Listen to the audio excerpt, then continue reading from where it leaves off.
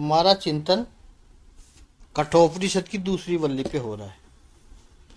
यमराजा कहते हैं नचिकेता को, जो व्यक्ति अनन्य प्रोक्ता हो गया है। अनन्य प्रोक्ता क्या है उसको हमने समझा, यानी आत्म भाव से जिसका अनुसंधान हो गया।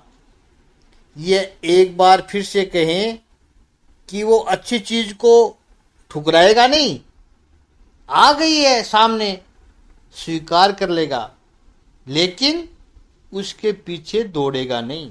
वो अनन्य प्रोक्ता है, स्वीकार करता है वो जो है, जैसा है वैसा ही ठीक है।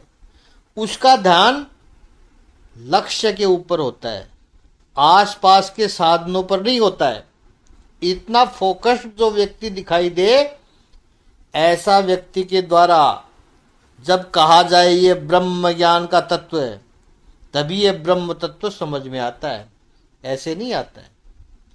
यमराजा नचिकेता को कह रहे हैं।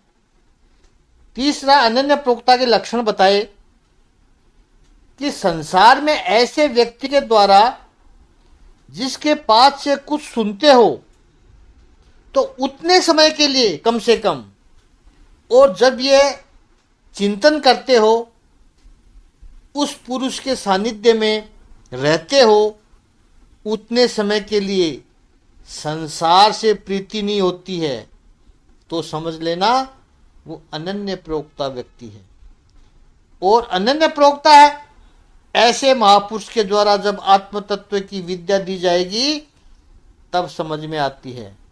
आपने कभी ऐसे महापुरुष के साथ समय बिताया है जिसके साथ रह करके आप संसार की समस्याओं को भूल जाओ? संत उसे ही कहो जो शांति प्रदान करे। समस्या तो सभी को रहेगी, लेकिन उस व्यक्ति के सानिध्य में शांति मिले, उसके पास बैठे सब कुछ भूल गए, कुछ ना पूछ सके उससे। इसका अर्थ यह नहीं है कि जो जानना चाहते थे उसको चूक गए, वो तो स्वतः ही मिल जाएगा, पूछने की जरूरत ही नहीं पड़ेगी। एक प्रसन्नता का, शांति का अनुभव होगा। वो अनन्य प्रोक्ता है। वो कौन कहता है? कौन कहता है कि सारी बातें बोलकर बताई जाती है? ये बोलकर बताना तो अंतिम उपाय है। जब उस महापुरुष के जीवन से नहीं सीख सके, जब उस महापुरुष की आंखों से नहीं सीख सके, जब उस महापुरुष के सानिध्य में रहकर नहीं सीख सके, तब गुरु की एक मर्यादा है कि तब उसको बोलकर बताना पड़ता है। जैसा पति पत्नी हो, नितांत प्रेम हो एक दूसरे से, 20-25 साल से साथ में रह रहे हो, तो उनकी इतनी एकात्मता सध गई है, फिर उनको कुछ बोलने की जरूरत नहीं होती है। चाय चाहिए, नाश्ता चाहिए, दही बड़ा अच्छा लगता है, ये बोलने की आवश्यकता नहीं पड़ेगी उसको। 25 साल बाद भी पति को कहना पड़े कि मुझे ये खाना अच्छा लगता है, ऐसा पत्नी को तो, ऐसी पत्नी को कहना पड़े कि मुझे ये खाना अच्छा लगता है, तो ऐसी पत्नी को तो भगवान ही बचाए, समझ ही नहीं पाती हो। तो ऐसा तो हम नहीं कहेंगे कि वो डूब के मर जाए। दोनों को, कोई अकेला क्यों मरे? दोनों में अंडरस्टैंडिंग होनी चाहिए आपस में। पता चल जाता है क्या चाहिए, उसकी बॉडी लैंग्वेज को देखकर इनको ये चाहिए, खत्म हो गई बात।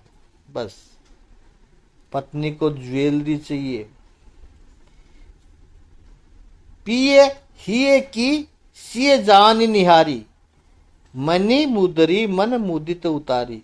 केवट प्रसंग में, रामायण में देखिए आप, अपने प्रिय के हृदय को जानने वाली ये सीता मैया, हम भी समझते हैं कि बहुत कम होती है ऐसी, लेकिन समझ पाए तो अच्छा है। पति पत्नी में प्रेमी प्रेमिका में जितना मौन अनुभूति होगी, समझ लेना उतना संबंध श्रेष्ठ हुआ है, पवित्र हुआ है। इन दोनों में ही नहीं, भाई बहन में भी हो सकती है, पिता पुत्र में भी हो सकता है, मित्र में भी हो सकता है, गुरु शिष्य में भी हो सकता है। जितना मौन संवाद का अनुभव होगा, केवल पास में बैठे हो, वो ही बहुत बड़ी बात है। एक आधा घंटा पास में बैठ गए, तरबतर हो गए। कहना करना तो मर्यादा है, वीकनेस है। ऐसे ही गुरु शिष्य के संबंध में भी कहना तो मर्यादा है, उसमें तो एक लिमिटेशन आ जाती है। अनुभव अपार है, अनंत है, श्रेष्ठ है और पवित्र है। मौन से, सानिध्य से जो पाले वो अनन्य पोक्ता है। मौन से, सानिध्य से जो प्राप्त कर सकता है वो अनन्य प्रोक्ता है। गुरु का प्रेमी का मौन ही व्याख्यान है। शिष्यों के साथ प्रेमी के सारे संशय छिन्न हो जाते हैं मौन से। प्रेमी प्रेमिका के मौन से सारे संशय छिन्न हो जाते हैं और गुरु का से शिष्य के सारे संशय नष्ट हो जाते हैं। मौन की भाषा इतनी सुंदर भाषा है कि वहाँ कोई इंटरप्रिटेशन की आवश्यकता ही नहीं है। शब्द बोलोगे तो गैर समझी होती है, मिसअंडरस्टैंडिंग होती है। नहीं, मैं ऐसा नहीं कहना चाह रहा, लेकिन मुझे तो ऐसा ही लगा। शब्द बोले तब ऐसा हुआ, शब्द ही ना होते तो गलतफहमी होती ही नहीं। अनन्य प्रोक्ता है।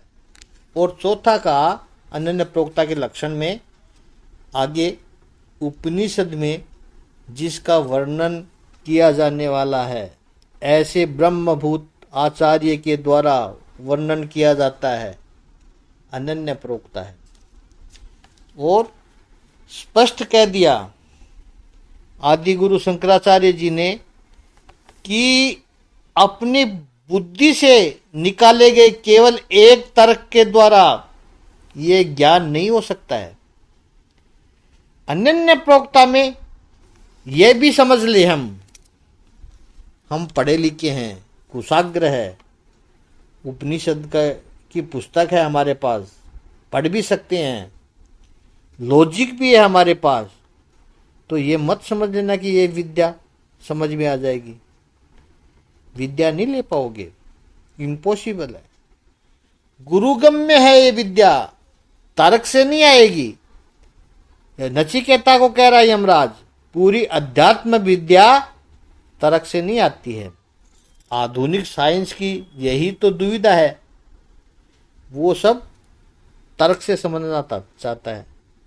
यह शास्त्र ऐसा है कि तर्क से आएगा नहीं, क्योंकि बुद्धि वही सोचती है जिसका हमें अनुभव है। अनुभव के आगे का बुद्धि सोच ही नहीं सकती है, और ये अनुभव के पार का शास्त्र है।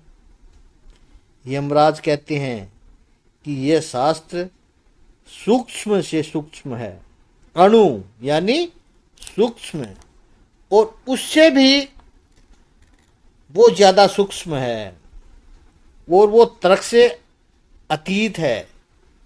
9वें मंत्र में भी यही कहा, नचिकेता के लिए कितना सुंदर शब्द प्रयोग किया, प्रेष्टा यानी प्रियतम, बिलोव्ड। श्रीमद् भागवत में भी रासलीला के समय गोपियों ने भी भगवान को प्रेष्टा कहा है। कहा हो तुम प्रेष्टा, 10वें स्कंद का 3रा अध्याय और 40वां श्लोक में कहा है। और यमराज भी नचिकेता को संबोधन करता है प्रेष्टा। गोपियां भगवान श्री कृष्ण को प्रेष्ठ कहती है, वो प्रेष्ठ अलग है, वो श्रृंगारात्मक प्रेष्ठ है। लेकिन ये जो यमराज कह रहे हैं वो वात्सल्यात्मक प्रेष्ठ है, उसमें स्त्री पुरुष के संबंध की कोई बात नहीं है। यहां यमराज प्रेष्ठ कह रहा है, इसलिए नहीं कि वो गुरु की कक्षा में है यमराज और नचिकेता शिष्य की कक्षा में है, तभी वो कह रहा है। वहां भागवत में गोपियों ने भगवान को प्रेष्ठता कहती है, बिलॉर्ड कहती है। तो जहां भी अत्यंत प्रेम हो, वात्सल्य हो, स्नेह हो, वहां प्रेष्ठ संबोधन उचित है। हे प्रेष्ठ, नचिकेता को कहता है, जो बुद्धि तूने पाई है, ऐसी बुद्धि वो तर्क से नहीं प्राप्त की जा सकती है। किसी ने उपदेश किया हो और उपदेश तूने श्रद्धा से सुना हो, तभी ऐसी बुद्धि प्राप्त हो सकती है। क्योंकि जो ऐसा प्रश्न कर रहे हो वो भी एक बहुत बड़ी उपलब्धि है नचिकेता। इसके बदले जो आपको मिलेगा वो तो बहुत बड़ी उपलब्धि होगी ही, लेकिन ऐसा प्रश्न करना भी किसी उपलब्धि से कम नहीं है। सचमुच तुम उत्तम धैर्य वाले हो। तुम्हारे जैसा हे प्रिय नचिकेता प्रश्न पूछने वाला हमें बार बार मिलता रहे। ये नचिकेता कहता, गुरु की भी इच्छा होती है कि हमें ऐसा शिष्य मिले। गुरु वीणा के समान होता है, वाद्य यंत्र वीणा। कमरे में वीणा पड़ी हो, लेकिन उस वीणा को अगर बजाने वाला कोई ना हो तो सुर प्रकट नहीं होते हैं। लेकिन कोई कमरे में आए, उस वीणा को देखे और उस पर उंगली फिराए तो तुरंत वीणा के तार झंकृत हो जाते हैं। अब इस तार में से कैसा संगीत प्रकट होगा, वो फिर उस वीणा पर निर्भर नहीं है। वो संगीत उस वीणा पर अंगुली जो घुमा रहा है उस पर निर्भर है। किसी को आता नहीं वीणा बजाना, तो तारों पर उंगली घुमाएगा तो वो तो झंग करके रह जाएगी। तो स्वर तो कुछ न कुछ निकलेगा, जरूर निकलेगा, ऐसा नहीं स्वर नहीं निकलेगा। लेकिन कोई कुशल बजाने वाला होगा तो वो जैसे उंगली घुमाएगा वैसा ही सुंदर संगीत के सुर प्रकट होते रहेंगे।